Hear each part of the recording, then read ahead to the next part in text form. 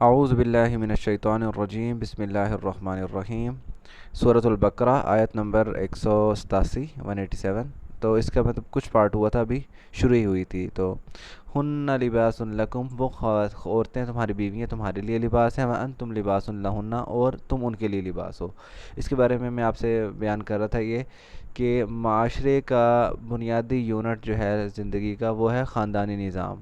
خاندانی نظام جتنا مضبوط ہوگا اتنا معاشرہ مضبوط ہوگا، اور خاندانی نظام ڈپینڈ کر رہا ہوتا ہے، اس کا انحصار ہوتا ہے میاں بیوی کے رشتے میں۔ جتنا میاں بیوی کا رشتہ مضبوط ہوگا اتنا ہی اولاد کی تربیت اچھی ہے، خاندانی نظام اتنا اچھا ہوگا، اور اسی سے معاشرہ بہترین بنے گا۔ تو یہ اکائی بہت مضبوط ہونی چاہیے۔ اس وجہ سے اللہ تعالیٰ نے یہاں پہ ایک جو آیات بیان کی ہے نا کہ وہ تم ان کے لیے لباس ہو، وہ تمہارے لیے، اس میں ہر چیز بیان کرتی ہے۔ میرا نہیں خیال کہ اس میں کچھ کہنے کی ضرورت ہے کہ وہ تمہارے لیے لباس ہیں، یہ تو حد ہی ہوگی ہے نا کہ اس کے تین مطلب میں آپ کے پہلو لباس کے بیان کر دیتا ہوں تاکہ ہمارے ذہن میں مطلب تھوڑا سا کھل کے بیان آ جائے۔ سب سے پہلے تو لباس کا مقصد ہوتا ہے کہ ہمارے جسم میں جو بھی عیب ہوتے ہیں، جو بھی کمیاں کوتاہیاں ہوتی ہیں، وہ چھپانا عیب۔ تو یہ لباس کا مقصد ہوتا ہے۔ تو اللہ تعالیٰ نے جو بتایا کہ میاں اور بیوی ایک دوسرے کا لباس ہے، تو اس کا مطلب یہ ہے کہ ایک دوسرے تک ہی عیب ان کے رہتے ہیں، یعنی بیوی کے عیب صرف شوہر کو بتاؤں، شوہر کے عیب صرف بیوی کو بتاؤں، یہ ایک دوسرے کو ہی پتہ چل سکتے ہیں، یہ ان سے باہر نہیں نکل سکتے۔ آج کل سب سے بڑا مطلب خاندانی نظام تباہ و برباد کرنے کا وجہ یہی ہے کہ میاں اپنے مطلب بیوی کی جو ہے برائیاں وہ اپنے خاندان کو بتا رہا ہوتا ہے، اپنی امی کو بتا رہا ہوتا ہے، اپنے دوستوں کو بتا رہا ہوتا ہے، اور اسی طرح کی حرکتیں بیوی کر رہی ہوتی ہے، وہ اپنے شوہر کے اس کو یہ مسئلہ ہے، اس کو یہ مسئلہ ہے، سنتا نہیں ہے، جو بھی الٹی سیدھی باتیں ہیں وہ اپنی فیملی کو کر رہی ہوتی ہے۔ تو یہ جو ایک دوسرے کی برائیاں کرنا دوسروں میں، یہ حقیقت میں اپنی عزت خراب کر رہا ہوتا ہے۔ اس کی میں ایک بات کرتا ہوتا ہوں کہ مندے کے ہاتھ میں ہے اپنی عزت کروانا، یعنی جتنی وہ بیوی کی عزت کروائے گا اتنا اس کی اپنی عزت ہوگی۔ اسی طرح بیوی ہے، بیوی اگر چاہتی ہے کہ میری عزت ہو تو وہ اپنے شوہر کی عزت کروائے دوسروں سے، اگر وہ اپنے خاندان والوں سے اپنے شوہر کی عزت نہیں کروا سکتی تو اس کی اپنی کوئی عزت نہیں ہوگی۔ تو یہ ایک جو ہے تلوار ماری گئی ہے ہمارے خاندانی نظام پہ، پتہ نہیں کب سے یہ کس طرح رواج شروع ہے، میاں بیوی ایک دوسرے کے عیب کھل کے ایک دوسرے کو بیان کرے۔ ایک دوسرے کو بیان کرنا تو اور بات ہے، خاندان والوں کو بیان کر رہے ہوتے ہیں کہ اس میں یہ مسئلہ، یہ الٹے سیدھے کام ہے، الٹے دماغ کا ہونا، یہ وہ اس طرح کی باتیں، اور بڑے کھل کے کر رہے ہوتے ہیں۔ تو یہ اللہ تعالیٰ نے پابندی لگا دی، باؤنڈری لگا دی، ہن لباس لکم وانت لباس لہن، انتم لباس لہن، کہ تم دونوں ایک دوسرے کے ساتھ جڑے ہوئے ہو، ایک دوسرے کے عیب صرف تم ایک دوسرے کے بارے میں جان سکتے ہو، تم باہر نہیں بتاؤ گے۔ اس وجہ سے اللہ کے رسول نے اس پہ لعنت فرمائی ہے جو میاں بیوی کے جو تعلقات قائم ہوتے ہیں وہ باہر کسی اور کے بارے میں بتائیں۔ دوسرا پردے کا جو پہلو ہے وہ ہے حیا کا پردہ، اندرونی پردہ۔ ایک تو یہ جسمانی پردہ ہو گیا نا، ایک ہے حیا کا پردہ۔ حیا سے مراد ہے کہ بنیادی طور پہ مرد اور عورت دونوں میں ایک دوسرے کے لیے کشش موجود ہوتی ہے۔ عورت جو ہے وہ مرد کی تلاش میں ہوتی، تلاش سے مراد یعنی اس کی کشش، اور اس سے مطلب جو بھی ہوتے ہیں۔ تو میاں اور بیوی ایک دوسرے جب شادی ہوتی ہے تو وہ ایک دوسرے کی ساری ضروریات کو پورا کر رہے ہوتے ہیں، جو بھی جسمانی اور جو بھی نفسانی ضروریات ہوتی ہیں، شہوت والی یا دوسری بھی، جو بھی انسیت کی، محبت کی جو بھی ضروریات ہوتی ہیں وہ ایک دوسرے کی پوری کر رہے ہوتے ہیں۔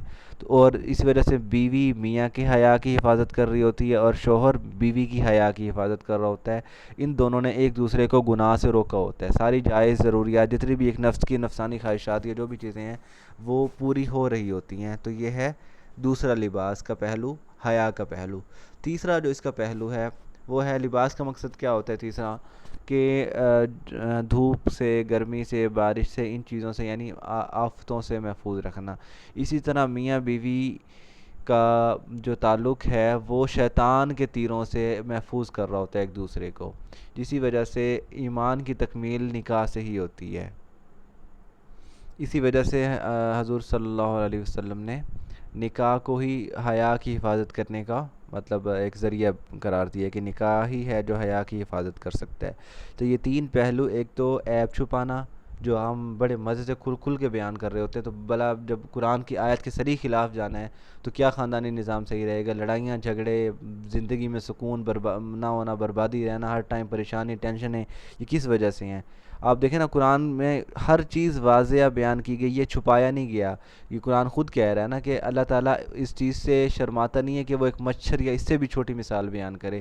تو اللہ تعالیٰ نے اس قرآن میں ہر چیز بیان کی. ہم نے تو اسے صرف جنت جہنم کا کہ اس میں جنت جہنم کا ذکر ہے، قیامت کا ذکر ہے، انسانوں کو ڈرایا گیا، ہم نے سمجھ لیا اس میں یہی چیز ہے. حالانکہ اس میں معاشرے کے ہر پہلو کے حساب سے دیکھا نا 1400 سال پہلے کتاب آئی ہے، اور اس وقت سے لے کے قیامت تک جتنے مسائل آنے ہیں تمام مسائل کا حل ان میں موجود ہے. تو وہ ڈھونڈنے سے ملے گا نا، موجود تو ہے نا. تو دوسرا پہلو یہ ہے، پہلا پہلو یہ ہے کہ عیب چھپانا ایک دوسرے کی، کسی اور کے سامنے عیب نہیں بیان کرنے، نمبر ایک. نمبر دو، حیا کی حفاظت. یعنی جب نکاح اسی وجہ سے جو زنا کی سزا ہے، وہ جو کنوارا ہے اس کے لیے 100 کوڑے ہیں، اور جو شادی شدہ ہے وہ یہ زنا کرے تو اس کی سزا یہ ہے کہ اسے پتھر مار مار کے ہلاک کر دو. کہ تیرے پاس ایک حلال ذریعہ موجود تھا، اس کے باوجود تیری مطلب زنا کی طرف جانے کی جرت کیسے ہوئی ہے. تو یہ اس کی سزا بھی بہت زیادہ ہے. تو اسی وجہ سے جو زنا کاروں کا جو جہنم میں سزا ہوگی نا، وہ یہی ہوگی کہ ایک طرف صاف جہنم میں ہوں گے، ایک طرف صاف ستھرا گوشت ہوگا اور ایک طرف گند غلیظ گوشت ہوگا. تو وہ صاف ستھرا گوشت کو چھوڑ کے غلیظ گندا گوشت کھا رہے ہوں گے. تو یہی کہ تیرے پاس حلال ذریعہ موجود تھا تو نے حلال کی طرف کیوں نہیں گیا. تو پہلا ایک دوسرے کی عیب چھپانا، دوسرا ایک دوسرے کی حیا کی حفاظت کرنا، اور تیسرا شیطان کے تیروں سے، گناہوں سے ایک دوسرے کو بچانا. یہ 3 پہلو ہیں. آج کل مطلب بوڑھے ماں جو لوگ میاں بیوی جب لڑائیاں کر رہے ہوتے ہیں تو وہ اپنے اولاد سے، یہاں تک مسئلہ ایک چیز اور ذہن میں رکھ لیں کہ وہ اپنی اولاد سے اپنے شوہر یا بیوی، شوہر یا ایک دوسرے کے جو بھی اسپاؤز ہوتے ہیں وہ بیان کر رہے ہوتے ہیں برائیاں کہ تیرا ابو ایسا ہے، تیری امی ایسی ہے. یہ بھی جائز نہیں ہے. میاں بیوی کا تعلق، جو بھی میاں بیوی کے رشتے میں جو بھی باتیں ایک دوسرے کے عیب وہ اپنی اولاد سے بھی بیان نہیں کر سکتے. اولاد کو بھی اس بارے میں نہیں پتہ ہونا چاہیے کہ ماں باپ کے آپس کے کیا جھگڑے چل رہے ہیں. ایک دوسرے کو برداشت کرو، ایک دوسرے کے عیب کو چھپاؤ، ایک دوسرے کے عیب کو اگر مطلب ان کی رہنمائی کر سکتے ہو، ان کو ٹھیک کر سکتے ہو، کرنے کی کوشش کرو، لیکن انہیں چھپاؤ، انہیں دوسروں کے سامنے کھل کھل کے بیان نہ کرو. اولاد کے سامنے بھی نہیں. اولاد بے شک سگا رشتہ ہے، لیکن میاں بیوی کے رشتے سے زیادہ مضبوط اولاد کا رشتہ نہیں ہوتا.